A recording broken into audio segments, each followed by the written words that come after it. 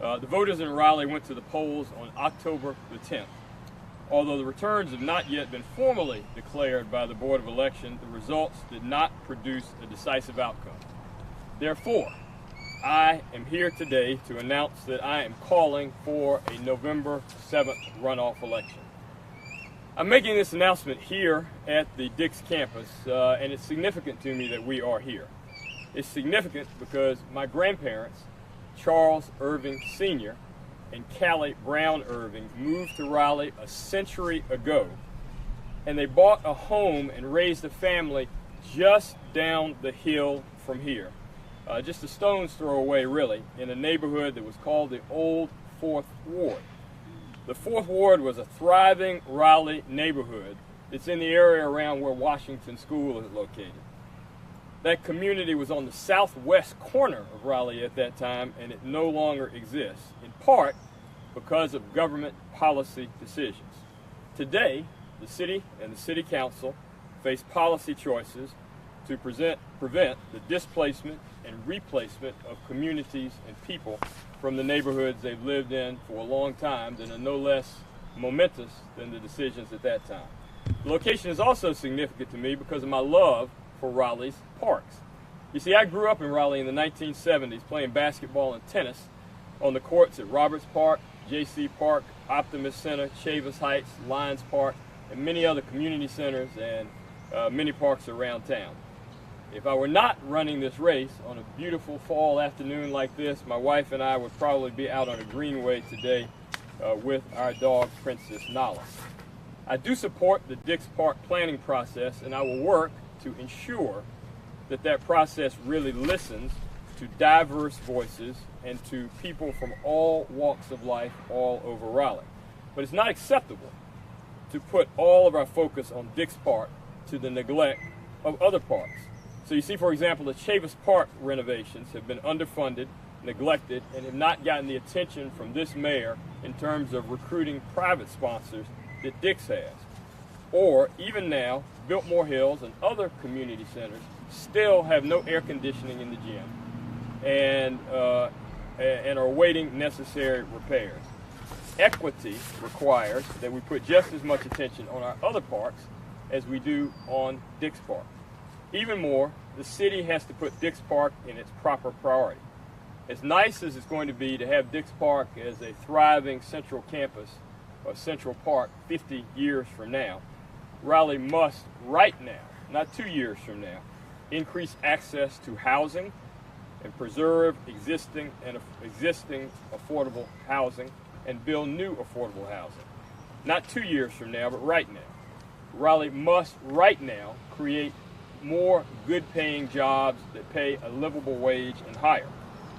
Raleigh must take concrete steps to improve our bus transit and to decrease traffic congestion, not 2 years from now, but right now. And Raleigh must deal with the mental health care crisis, which is clogging our emergency rooms and which has gotten worse since the closure of mental health care at Dorothea Dix. And most importantly, Raleigh must do more, much more, to include all people in our city government and the way that it functions. So I'm calling for a runoff right now because, in my view, the choice facing Raleigh voters is clear. The incumbent, Mayor McFarland, favors spending $165 million on a Taj Mahal City Hall, even though the building was only built in 1983. I favor first addressing more pressing needs and priorities. The mayor has abused and mistreated our police and firemen in their pay and benefits, which has put all of us at greater risk. I will lead the city council in giving our policemen, firemen, and first responders the treatment that they deserve. The mayor's approach to affordable housing, raising the sales tax or the property tax by 1 penny, has been too little, too late, and the wrong approach. I will lead in bold new solutions to preserve existing housing and build more affordable housing. I will lead in taking concrete steps to improve transit through better shelters, faster service, and will help to push through the initiative that Councilman Crowder has been proposing for a time now, giving free bus passes to high school students. You know, Raleigh is filled with people, and in fact members of the city council, who want to do the right thing. But what's needed in order to make those wants and those dreams into reality is leadership. I offer the leadership that is required through life experiences, education, and my professional life to make those dreams a reality. Because you see, I was born in Southeast Raleigh. I grew up, as I said, at the parks and community centers all over town. And then I work in my law practice and in my public service and at my bank successfully and effectively with people from all over town. And it's those type of experiences and that type of leadership that Raleigh needs in order to turn our good ideas into reality and to improve the quality of life for all people. A runoff campaign and election focused on issues is not divisive, it's democracy. The incumbent has run for mayor 4 times, and in each election her vote total has gone down. This time, 53,000 people voted in the mayor's race, and less than half of them voted for the incumbent. That result is clearly a vote of no confidence in the direction that the city is heading in the mayor's leadership. And in many systems around the world, that would require the leader to step aside. The people of Raleigh deserve an opportunity to speak clearly. In the October election, the mayor refused a televised debate with me and Mr. Fitz. I'm challenging the mayor right here, right now, to accept the invitation for a TV debate so that voters can better see the clear alternative that they have in this runoff election. I intend to campaign in this election on the issues and point out the clear differences between me and the incumbent and the choices that Raleigh must make to improve the lives of people here and now, all people here and now, as opposed to those who may be moving here 10 years or 50 years or 100 years from now. Because you see, growth should not just be for population or for buildings on the skyline. Growth should be for the quality of life for people in their everyday situations. All people, not some, but all. I'm calling this runoff because I want to represent and lead people all over Raleigh. I'm a proud product of Southeast Raleigh, but my experience extends far beyond Southeast Raleigh and far beyond any particular community. And so I'm proud to be here today with a group of supporters who represents a diverse cross-section of our community. So at this time, I'd like for each person to come forward and introduce themselves and say anything that they would like to say. And after that, I and they will be available for any questions that you may have. Thank you very much.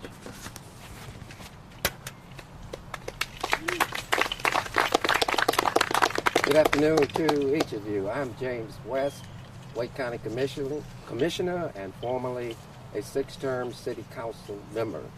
And I'm here because I'm looking at the leadership and the changes that need to be made in this county and in this city.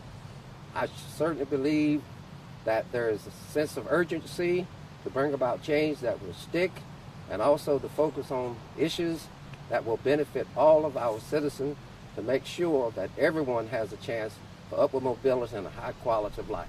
Thank you.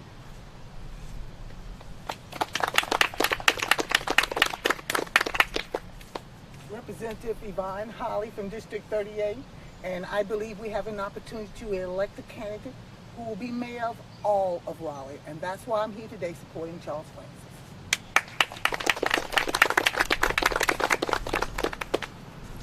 Hi, I'm Steph Mendel. I'm newly elected to Raleigh City Council from District E, and I was very proud to support Charles and to have his support in the first round, and I stand with Charles now. Thank you. Hi, my name is Zainab, and I just ran for the Raleigh City Council at-large position. While we lost, our campaign was run on making sure that Raleigh is a city that stays a place for all residents and becomes a place for all residents. And while I lost, my work isn't done, and I think Charles Francis is the man and the mayor we need to make sure that all of our work continues to progress.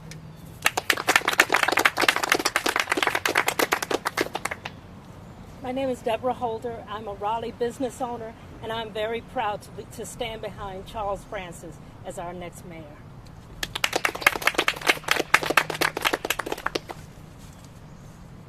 I'm Ann Franklin, a former member of the Raleigh City Council a very long time ago.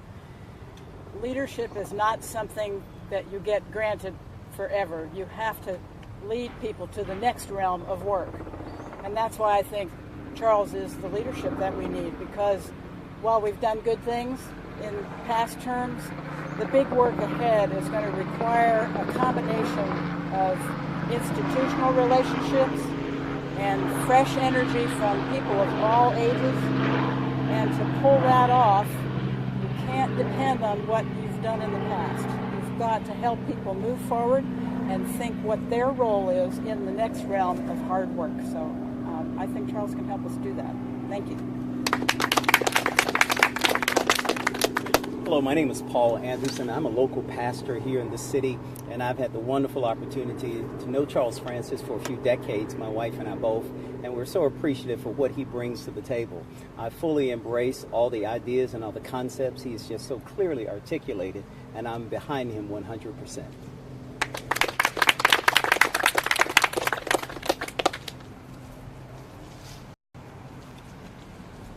Hi, my name's Will Marks. I moved to Raleigh with my wife 4.5 years ago. I've served as the vice chair of the Central Citizens Advisory Council. And after reading about Charles' candidacy in the newspaper and hearing about him from a fellow CAC leader, Donna Bailey, I started to email him. And lo and behold, he emailed back. And one night when I was making dinner, he called me. He spent 45 minutes on the phone talking with me about his ideas to make Raleigh a city I could be proud of. Charles gets it. I spent over 2 hours in his office after that phone call, and he understands that growth and revitalization in Raleigh also spell missed opportunity and unintended consequences. He's got substantive plans to address this, and him bringing it up should not be characterized as personal attacks. What it is enlightened public discourse, and we need a debate. Thank you.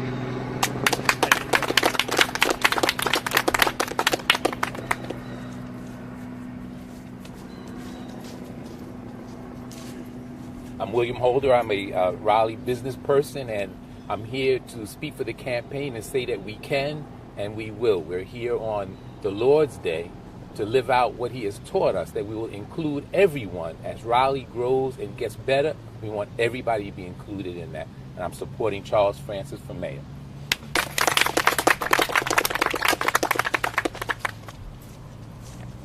My name is Trish Healy. I'm a Raleigh entrepreneur. I live in Oakwood with my husband. John and I had the honor of financially supporting both Nancy and Charles in the election, and then the election results came in. And much like Google Maps tells you there's 15 different ways to get to a place, there's lots of different ways to get to a place. And so what we need in this city is leadership, and then a huge tent to talk about all the different ways to get there, not a prescribed way to get there. And so I believe that in urbanizing America, we're going to have development. But what we don't need to have is bad development, and what we do need to have is have the opportunity for everyone. And so I'm supporting Charles on this gorgeous day. Mr. Mayor.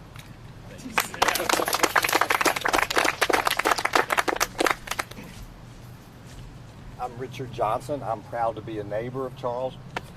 I know him to be a decent and honorable man, and he's ready to lead Raleigh now. Not 2 years from now, but now.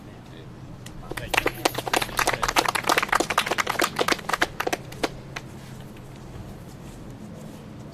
I'm Fred Chauncey. I'm happy to support someone that will respect the neighbors and neighborhood along the Falls of the Neuse Corridor.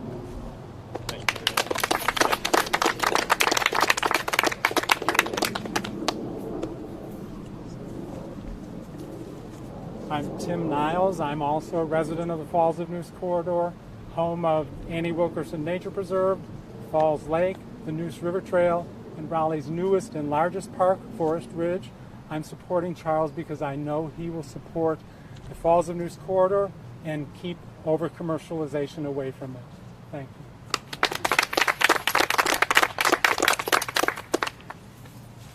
Good afternoon. My name is George Farthing. I've been a volunteer for the campaign, and I think Charles really said it best. That yes, Raleigh's growing, and we welcome that growth for all of Raleigh, but it's not just growing for the people who are coming to Raleigh. It's recognizing that there are people here who maybe are not as fortunate or as in good life condition, socioeconomic, what have you, as others. And I know that Charles wants to be a voice for all of those people, all Raleigh citizens. So I hope people will respect this process.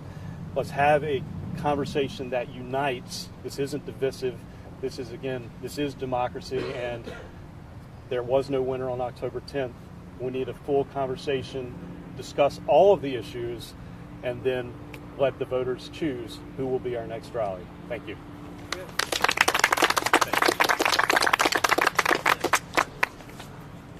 So I want to thank all of my, let's see, Brent. Come on up, Brent. Come on, I missed one person.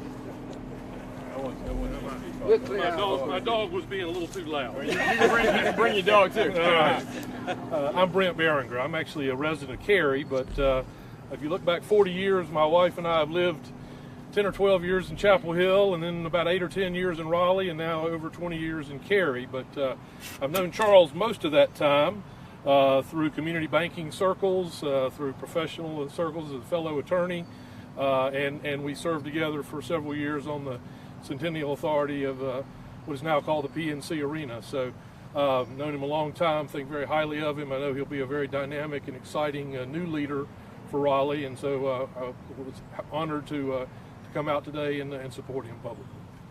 Thank you. So I want to add that there were 2 or 3 people who wanted to be here today who, because of various conflicts, could not come. Ruth Sheehan, my law partner, who was for years there she is. Okay, she's back here, but I'll just acknowledge her. As my law partner for years, a distinguished reporter and columnist at the News and Observer, in support. J.B. Buxton, who is a community leader, a former candidate for public office, and a leader in educational circles. And Dick Doherty, who was a former head of IBM in the Triangle, who served on the Progress Energy Board, the Rex Hospital Board with me, and many other boards, also is in support but could not be here for today. I am honored to be here with this diverse group of supporters, Democrats, independents, and Republicans, people who are relatively new to Raleigh and people who have lived in Raleigh for all of their lives, obviously all different backgrounds and walks of life. I'm running for mayor of Raleigh not to represent any particular section or group, but to represent and lead all of Raleigh. And this is the message that we want to leave with you today. I thank you all for coming out today, and if you have any questions for me or for any of the very fine supporters that I have here today, we'll take those questions now.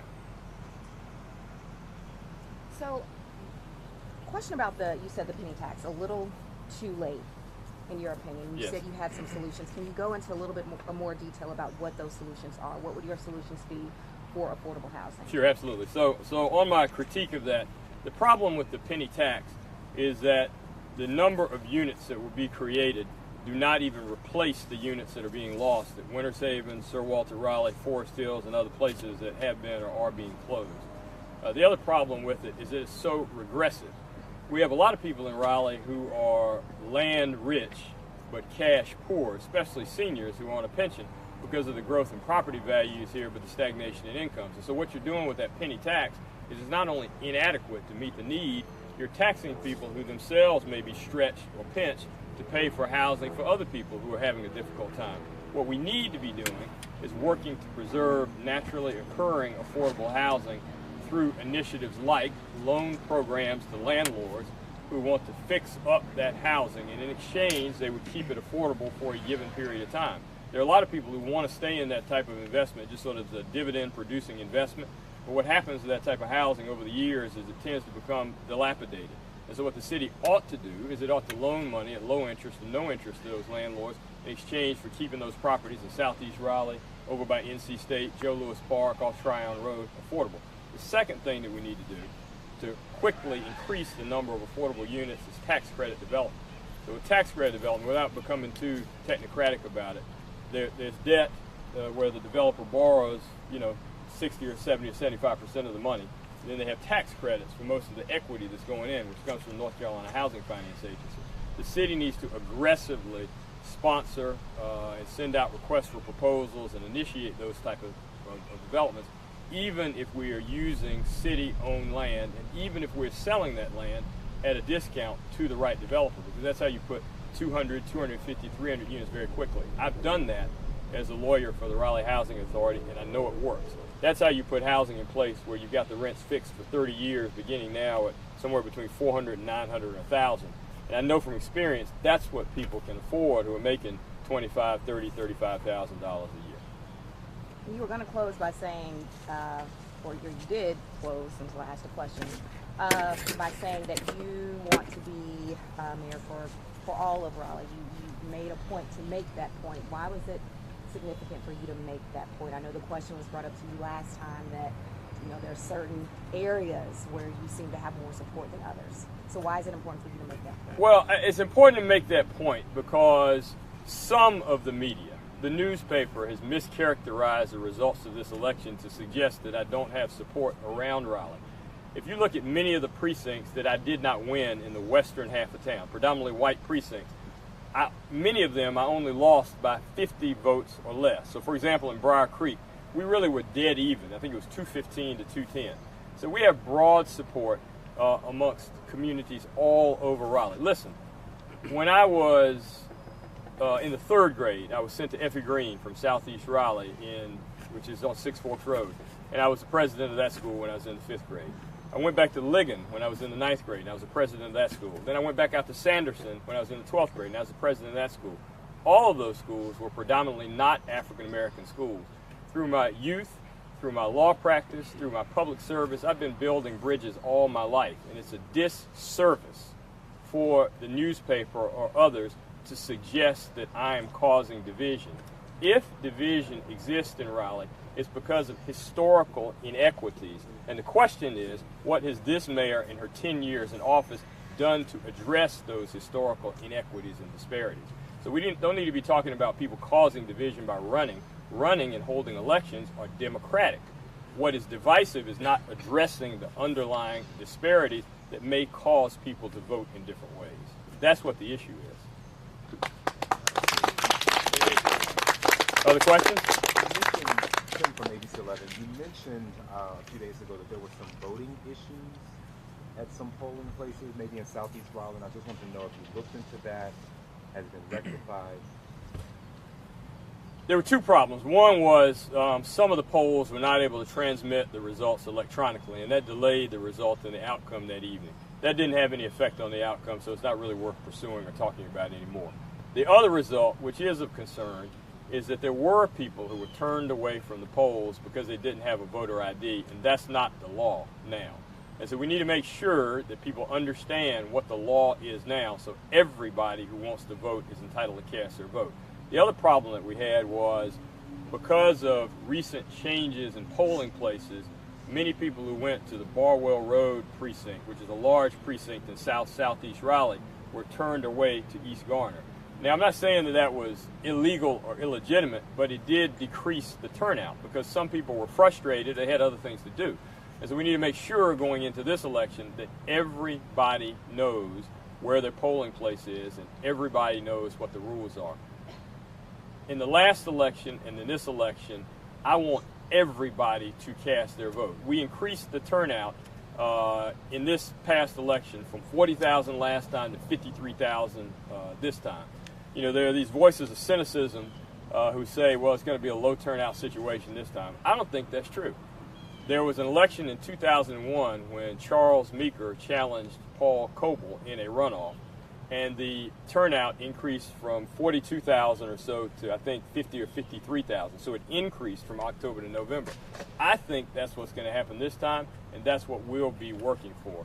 I don't know about the other candidate, but this campaign has an interest in everybody voting and everybody having their say in this election, and that's why we're calling this runoff.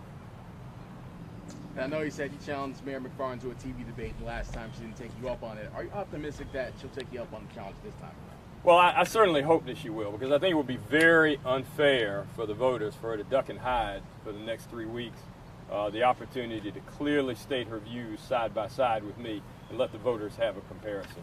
So, I think you'll have to ask her that question, but I would be very, very disappointed, and I think the voters would be very disappointed if they didn't have an opportunity to assess us side by side in a debate.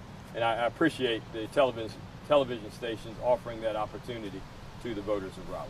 And going off of that, why is it important for you to have you and Mayor McFarland side by side telling your views to the Well, because there are clear distinctions between us. See, this is not the difference between a Pepsi and a Coke. This is the difference. This is the difference between whether you're going to spend $165 million on a new unnecessary city hall or whether you're going to spend it on more important priorities. There's a difference between whether you're going to treat our firefighters and our policemen with respect and dignity or not. There's a difference in whether you're going to continue to involve the CACs in the land use zoning process or not. There's a difference in whether you're going to reach out to and engage all the people in Raleigh or not. So there are clear distinctions in this race, and the voters deserve to be able to listen to us debate them back. Look, I'm a trial lawyer. Okay? That's what I do for a living. And the way you clarify differences and the way you resolve issues is you call the case, right? You put 12 jurors in the box and you call the case. And that's what we're going to do in this election. We're going to call the case on November the 7th. So thank you all very much for coming. I appreciate it. So let me mention to you that early voting begins. This is not going to be a marathon. It's going to be a sprint. Exactly. All right. Early voting begins this Thursday. What's the date? October the 19th. And then expanded early voting will begin the week before the election. So we want to encourage every single voter in Raleigh, all 302,000 voters, to go out and cast your vote in early voting when it starts this Thursday, October the 19th, for Charles Francis for mayor. Thank you very much.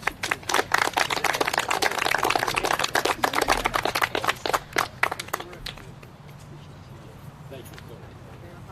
I don't know which one. The yellow? The one with the yellow? It says electors on it. It should be in the middle. Oh, okay. The one that fell.